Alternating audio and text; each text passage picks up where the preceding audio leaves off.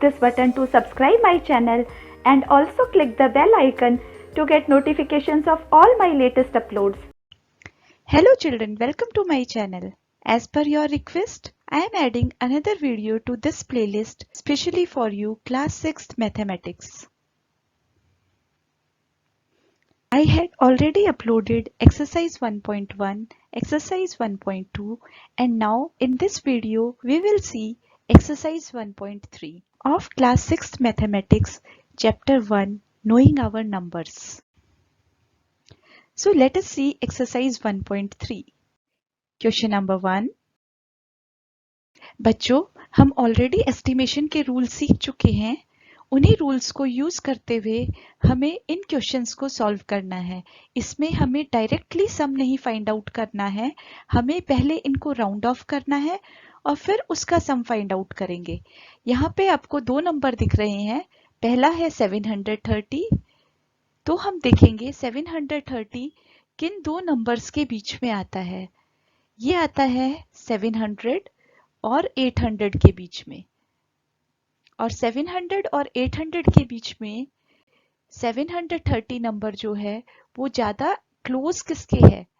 ये 700 के ज्यादा नजदीक है, इसीलिए 730 को हम राउंड ऑफ करके 700 लिखेंगे।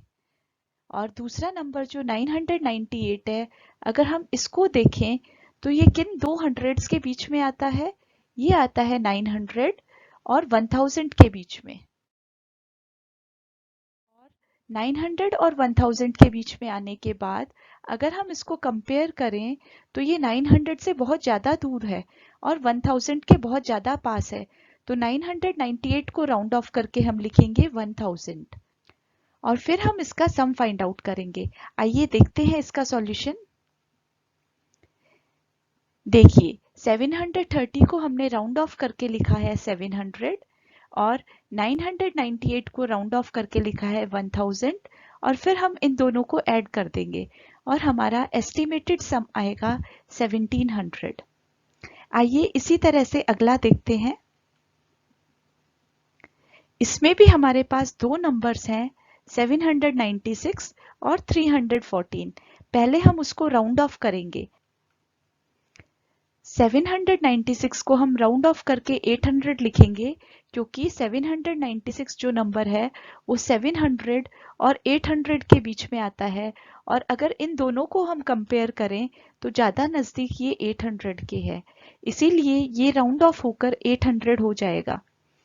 इसी तरह से 314 को अगर हम देखें तो ये 300 और 400 के बीच में आता है और ज्यादा नजदीक ये 300 के है, इसीलिए इसको राउंड ऑफ करके हमने 300 लिख दिया है।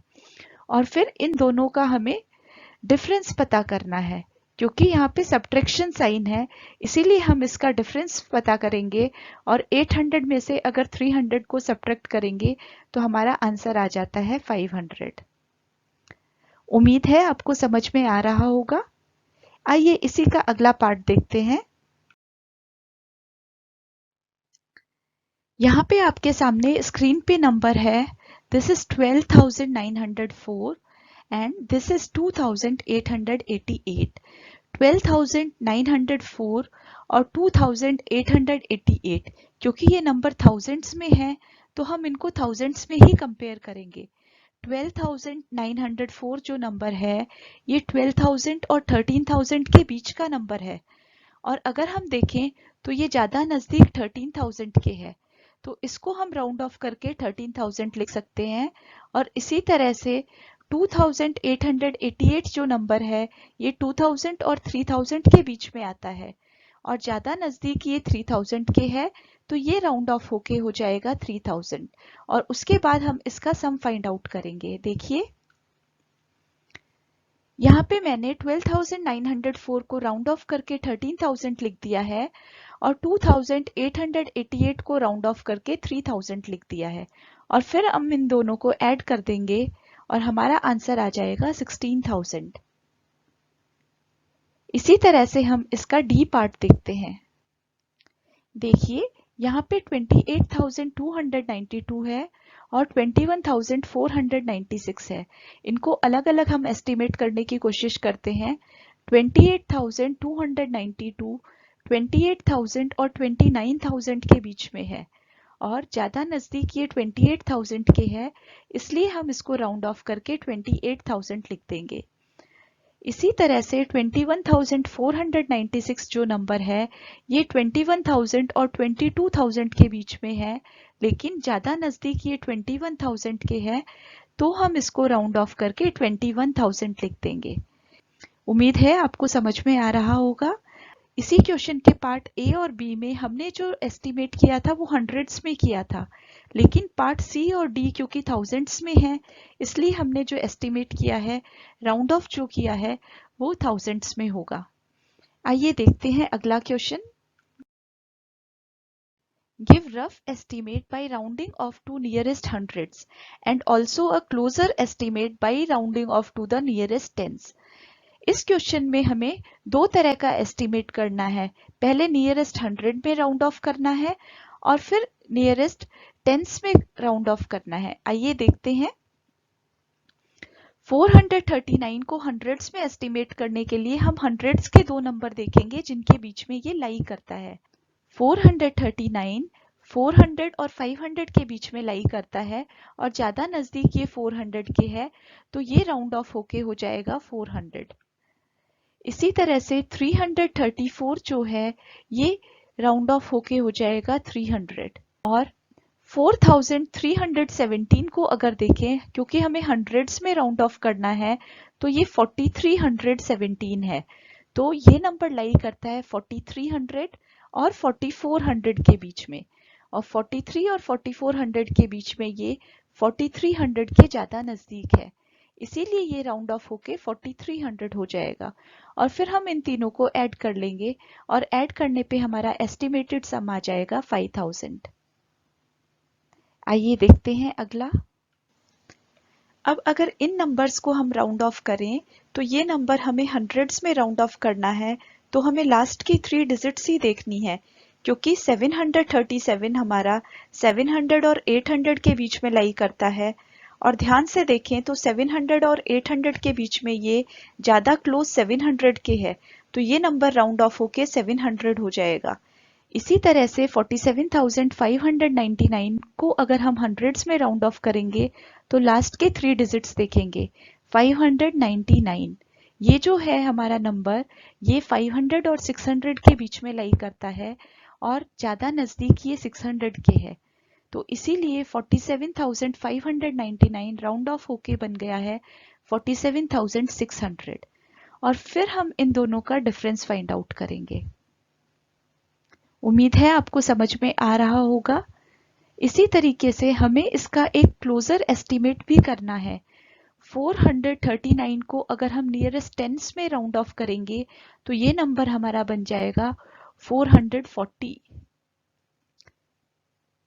और 334 को अगर हम टेंस में राउंड ऑफ करेंगे, तो ये नंबर हमारा बन जाएगा 330, क्योंकि ये 330 और 340 के बीच में लाई करता है, तो ये नंबर 330 के ज्यादा नजदीक है, इसीलिए ये 330 बन जाएगा। इसी तरह से हम 4317 को अगर देखें, तो ये नंबर बन जाएगा 4320, और फिर हम इनको ऐड कर देंगे। तो इस प्रकार टेंस में राउंड ऑफ करने के बाद इसका सम जो है वो 5000 से थोड़ा अलग आएगा और ज्यादा एक्यूरेट आएगा। जितना ज्यादा एस्टीमेट क्लोजर होता है, रिजल्ट की एक्यूरेसी बढ़ जाती है। इसी तरीके से बी पार्ट भी आप अपने आप करेंगे, इसमें भी आपको राउंड ऑफ करना है, तो टेंस देखना है, क्योंकि हम टेंस में राउंड ऑफ कर रहे हैं। लास्ट के 2 डिजिट्स यहाँ पे 37 हैं।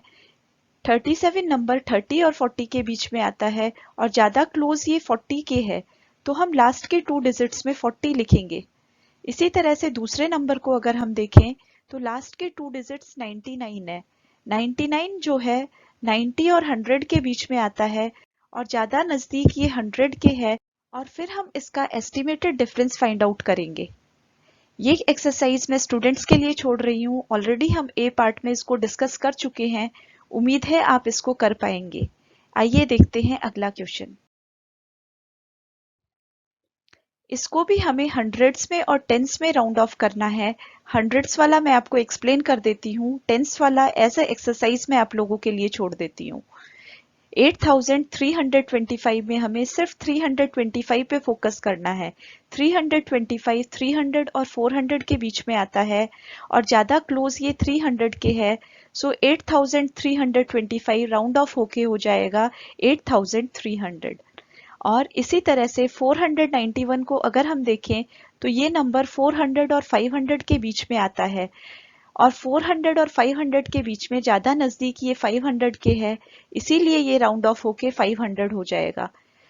और हम इसका एस्टिमेटेड डिफरेंस फाइंड आउट करेंगे और आपका फाइनल आंसर 7800 आ जाएगा। आइए देखते हैं अगला क्वेश्चन। देखिए, एक बहुत बड़ी सी टर्म आपके सामने है स्क्रीन पे, लेकिन क्योंकि हमें हंड्रेड्स में राउंड ऑफ करना है तो हमें सिर्फ 3 डिजिट देखनी है।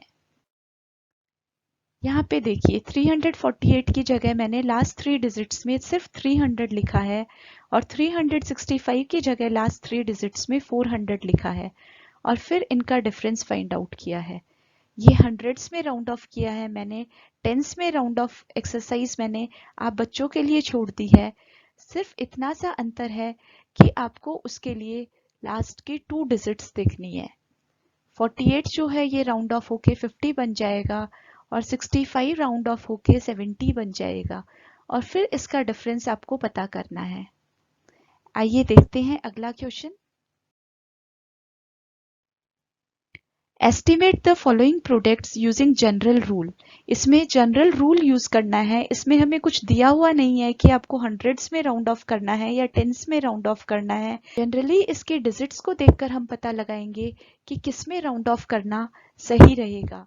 ये नंबर 578 है और ये 161 है। आइए देखते हैं। इसको मैंने राउंड ऑफ किया है हंड्रेड्स में।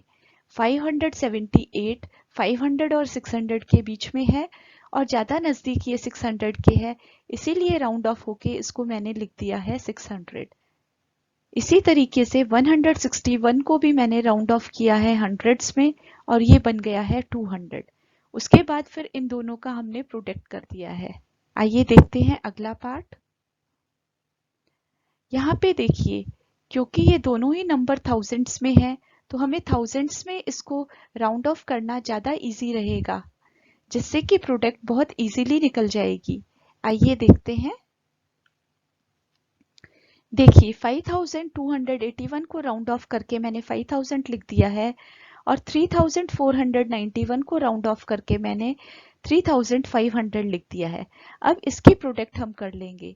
राउंड ऑफ करने के बाद प्रोडक्ट करना बहुत इजी रहता है, सिर्फ हमें न्यूमरल्स को ही मल्टीप्लाई करना होता है, उसके बाद जो जीरोस हैं वो आगे हम लगा देते हैं। आइए देखते हैं अगला पार्ट। देखिए यहाँ पे एक नंबर जो है वो आपका थाउजेंड्स में है और एक नंबर आपका हंड्रेड्स में है। आइए देखते हैं इसका राउंड ऑफ। ये 291 जो है इसको राउंड ऑफ करके मैंने 300 लिख दिया है। इसी तरह से 592 को राउंड ऑफ करके मैंने 600 लिख दिया है। यहाँ पे भी मैंने हंड्रेड्स में ही राउंड ऑफ किया है। जैसा कि मैंने बताया था, अगर जीरोस होते हैं तो उनको मल्टीप्लाई करना बहुत इजी होता है। हमें सिर्फ इस क्वेश्चन में 13 मल्टीप्लाइड बाई 6 करना है।